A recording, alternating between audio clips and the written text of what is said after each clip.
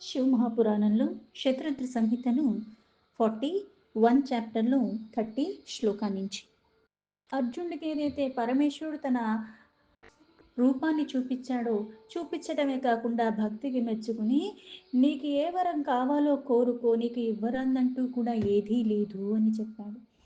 తే శత్రుషు యశో రాజ్య స్థాపనాయ శుభం కృతం ఏతద్దుఃఖం న కర్తవ్యం వైకలవ్యం చ త్యజాకినం.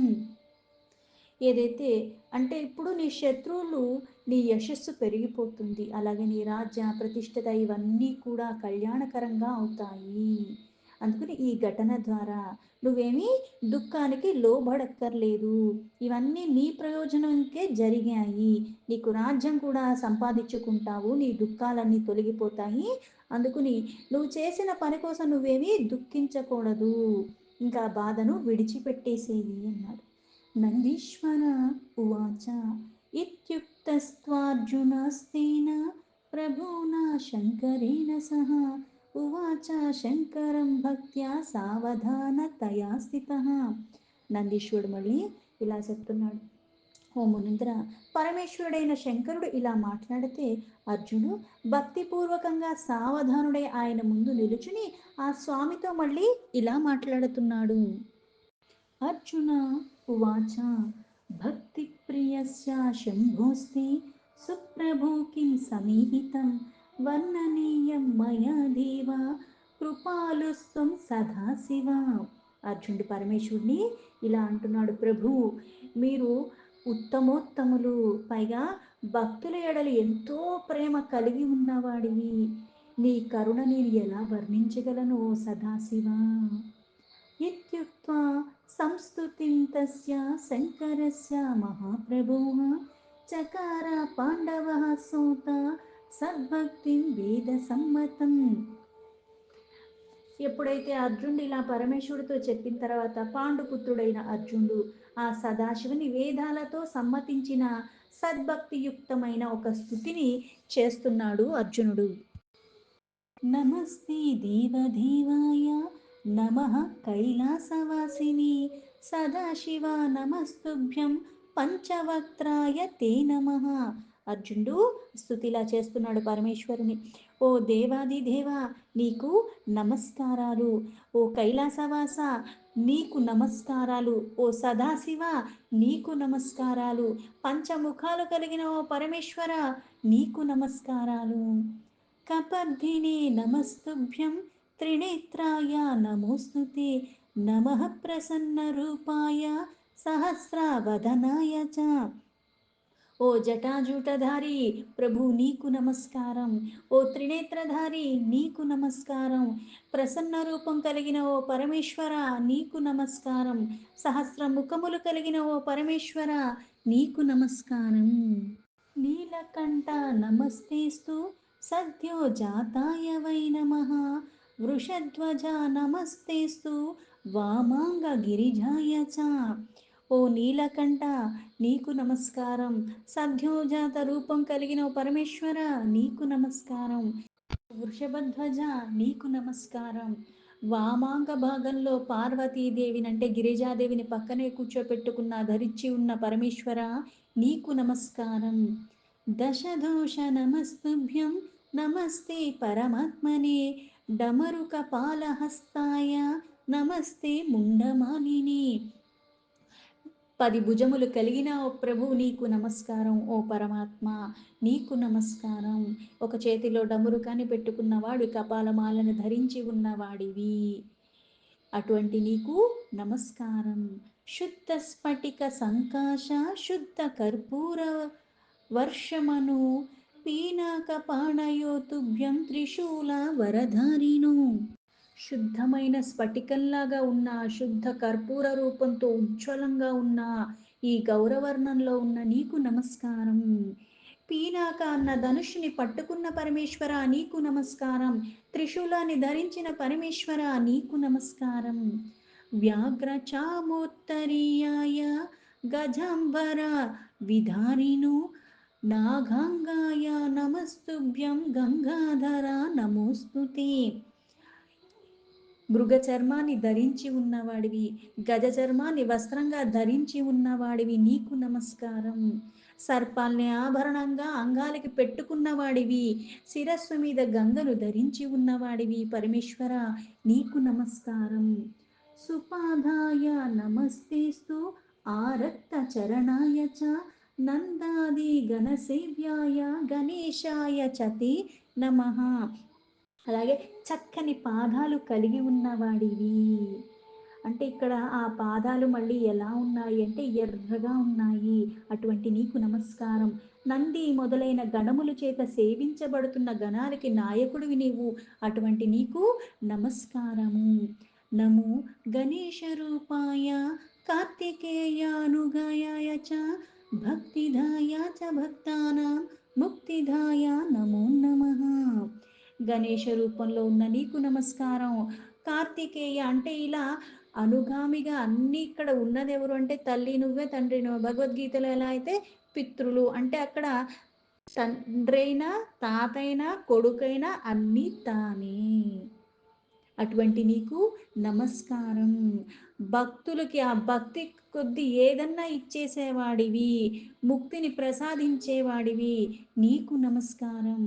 అనూఘాయ నమస్తేస్తు సగుణాయ నమో నమః అరూపాయ సరూపాయ సకలాయ కలాయ చ. గుణరహితంగా అంటే గుణాలమయంగా సృష్టినంతా చేసిన పరమాత్మ గుణరహితంగా గుణాతీతంగా ఉంటాడు. అందుకే అటువంటి నీకు నమస్కారం. సగుణ నిర్గుణ రెండూ పరమాత్మే. అందుకే సగుణ రూపధారి నీకు నమస్కారం. ఆరూప సరూప సకల అకల అన్నీ నీవే కాబట్టి అటువంటి నీకు నమస్కారం. నమః కిరాతరూపాయ మదనుగ్రహకారిణో యుద్ధప్రియాయ వీరానాం నానాలీలానుకారిణే.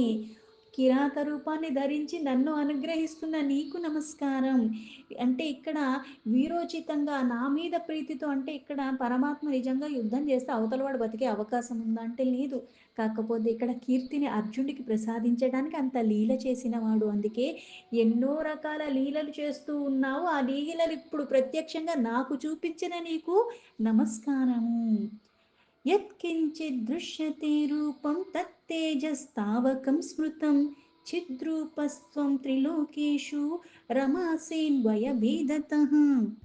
పరమేశ్వర, ముల్లోకాల్లో ఏ రూపాన్నైతే నువ్వు చూపిస్తున్నావో అవన్నీ కూడా నీ తేజస్సు కారణమే. అలాగే నువ్వు జ్ఞాన రూపానివి. శరీర భేదాలతో కనిపిస్తున్నాయి కానీ అందరూ రమించేది స్మరించేది నిన్నే. గుణానాం తేన సంఖ్యాస్తి యథా భూరాజసామిహ ఆకాశో తారకానాం హి కణానాం వృష్టయపామపి. అలాగే ప్రభు, ఏ ప్రకారంగా అయితే ఈ సంసారంలో భూమి ఉన్నదో భూమి మీద ధూళి కణములన్నవి లెక్కించగలమా? లెక్క పెట్టలేనన్ని ఉన్నాయి. అలాగే ఆకాశంలో తారలు కూడా ఎలా ఉన్నాయి అంటే లెక్క పెట్టలేనన్ని ఉన్నాయి. అలాగే వర్షపు బిందువులు ఎన్నున్నాయి అంటే లెక్క పెడతాం ఎలా అయితే కుదరదు. అదే ప్రకారంగా నీ గుణాలు కూడా లెక్క పెట్టలేనన్ని ఉన్నాయి స్వామి. నాతే గుణాస్తు సంఖ్యాతుం వేదా వై సంభవంతి మందబుద్ధిరహం నాత వర్ణయామి కథం పునః. అందుకే ఓ జగన్నాథ, నీ గుణములు గుణించటానికి లెక్క పెట్టడానికి వేదాలకే సమర్థత లేనప్పుడు నేను మందబుద్ధుణ్ణి, నేనెలా వర్ణించగలను, నేనెలా లెక్కించగలను స్వామి. సోసి యోసి నమస్తేస్తు కృపాం కర్తుం మిహార్హసి దాసోహం తే మహేశాన స్వామి త్వం మే మహేశ్వర. ఓ మహేశ్వర, నువ్వు ఎవరివో అయితే నువ్వే సర్వము. నువ్వు ఏదైనప్పటికీ కూడా నీకు నమస్కారం. ఎందుకంటే వేదాలే నిన్ను వర్ణించలేవు. నాకేం అర్థమవుతుంది, నేనేమి చెప్పగలను. అందుకే అన్నీ నువ్వే కాబట్టి నేను నీ దాసుని. నువ్వు ఎవరైనా కావచ్చు, ఏదైనా కావచ్చు, నువ్వే సర్వము అన్న భావనతో నేను నీ దాసుని, నేను నీ సేవకుడిని, నువ్వు నా స్వామివి. అందుకని నీ కృప నా మీద ప్రసరింపచేయి స్వామి అని వేడుకున్నాడు. నందీశ్వర ఉవాచ ఇతి శ్రుత్వా వచస్తస్య పునః ప్రోవాచ శంకరః సుప్రసన్నతరో భూత్వా విహసన్ ప్రభుర్జనం. నందీశ్వరుడు మళ్ళీ ఇలా చెప్తున్నాడు. ఓ మునిద్ర, ఏదైతే సనత్ కుమార్కి చెప్తున్నాడు, అర్జునుడు ద్వారా చెప్పబడిన ఈ స్తోత్రం విని భగవంతుడైన శంకరుడు పరమ ప్రసన్నుడయ్యాడు. అప్పుడు ఆ స్వామి నవ్వుతూ మళ్ళీ అర్జునుడితో ఇలా అంటున్నాడు, కొన్ని నువ్వు స్తోత్రాలు చేసినంత మాత్రాన, జపాలు చేసినంత మాత్రాన తృప్తి పడిపోయి, ఏదో నన్ను పొగిడావు కాబట్టి నేను తృప్తి పడిపోయి అన్నట్టు కాదు ఇక్కడ. ఆ భక్తిని చూస్తున్నాడు పరమాత్మ. నాకు మంత్రాలు చదవటం రాకపోయినా కానీ భక్తితో శ్రద్ధతో కూర్చొని శివ శివ శివ అన్నా సరే నాకు కూడా ఆ కృపనిస్తాడు. ఆ భక్తి మూలము, శ్రద్ధ మూలము. శంకర ఉవాచ వచసా కిం బహుక్తేన శృణుష్వ వచనం మమ శీఘ్రం వృణు వరం పుత్ర సర్వం తచ్చా దదామితి. ఆ పరమేశ్వరుడు అర్జునుడితో ఇలా చెప్తున్నాడు, ఓ వత్స, ఎక్కువ ఎందుకు చెప్పటము, దానివల్ల ఏమీ ప్రయోజనం లేదు. నువ్వు నా మాట విని నీకు ఏం వరం కావాలో, నీ మనసులో ఏం కోరుకుంటున్నావో అది నన్ను అడుగు, ఇప్పుడే నీకు ఇచ్చేస్తాను, నీకు ఇవ్వటానికే నేను వచ్చాను అని. నందీశ్వర ఉవాచ ఇత్యుక్తశ్చార్జునస్తేన ప్రణిపత్య సదాశివం సజ్జలిర్నతకః ప్రేమ్ణా ప్రోవాచ గద్గదాక్షరం. నందీశ్వరుడు మళ్ళీ ఇలా చెప్తున్నాడు. పరమేశ్వరుడు యొక్క మాటలు వినగానే ఆ అర్జునుడు సదాశివుకి మళ్ళీ చేతులు జోడించి నమస్కరిస్తూ ఆ శిరస్సు అన్నది ప్రేమపూర్వకంగా వంచి ఆ వణికిపోతున్న కంఠంతో మళ్ళీ ఇలా మాట్లాడుతున్నాడు. అర్జున ఉవాచ కిం బ్రూయాం త్వం చ సర్వేష మంతర్యామితా స్థితః తథాపి వర్ణితం మేద్య శ్రూయతాం చ త్వయా విభూ. ఓ పరమేశ్వర, అందరి యొక్క అంతఃకరణంలో అంతర్యామిగా ఉన్నవాడివి నువ్వే, అలాంటిది నీతో నేనేం చెప్పను స్వామి. అయితే నువ్వు సర్వము తెలిసిన వాడివి, పైగా ఇప్పుడు నేను నిన్ను ఏమని ప్రార్థించను. అయితే ఇప్పుడు వరం అడగమన్నావు కాబట్టి అందరి మనసులో ఏముందో తెలిసిన వాడైనప్పటికీ కూడా నన్ను అడిగావు కాబట్టి ఇప్పుడు నేను చెప్తున్నాను అని. శత్రూనాం సంకటం యచ్చ తద్గతం దర్శనత్తవ ఏహి కించ పరాం సిద్ధిం ప్రాప్నుయాం వై తథా కురు. అయినా అప్పుడు చెప్పమన్నావు కాబట్టి చెప్తున్నాను పరమేశ్వర. శత్రువుల వలన నాకు కలిగిన ఆపదల్ని నీ దర్శనంనే నాకయ్యి తొలగిపోయాయి. ఈ లోకంలో పరాసిద్ధి నాకు ప్రాప్తమగునట్లు నన్ను అనుగ్రహించు. అంటే సర్వశ్రేష్టమైన సిద్ధి నాకు లభించేలాగా అలాంటిది ఏదన్నా ఉంటే అది ఇవ్వండి అన్నాడు. నందీశ్వర ఉవాచ ఇత్యుక్త్వా తం నమస్కృత్య శంకరం భక్తవత్సలం నతస్కందో అర్జునస్తత్ర భక్తాంజలి రూపస్థిత. నందీశ్వరుడు మునీంద్రుడికి ఇలా చెప్తున్నాడు. ఎప్పుడైతే అర్జునుడు ఇలా అని చెప్పి ఉండిపోయాడో భక్తవత్సలుడైన పరమేశ్వరుడికి నమస్కరిస్తూ ఉన్న అర్జున్ని చూసి మళ్ళీ శివోపి చ తథాభూతం జ్ఞాత్వా పాండవమర్జునం నిజభక్తవరం స్వామి మహాతుష్టో బభూవః అస్త్రం పాశుపతం స్వీయం దుర్జయం సర్వదా కిలీహ దదౌ తస్మై మహేశాను వచనం చేదమబ్రవీత్.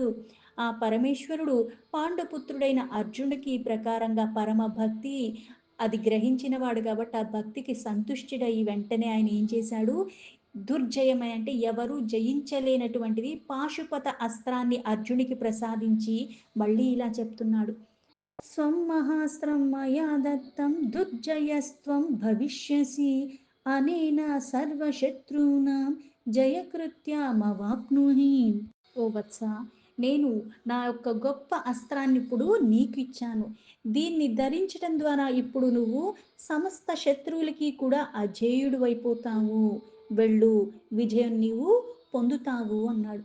కృష్ణం చ కథయిష్యామి సహాయం తే కరిష్యతి సా వై మమాత్మభూతశ్చ మద్భక్తః కార్యకారకః.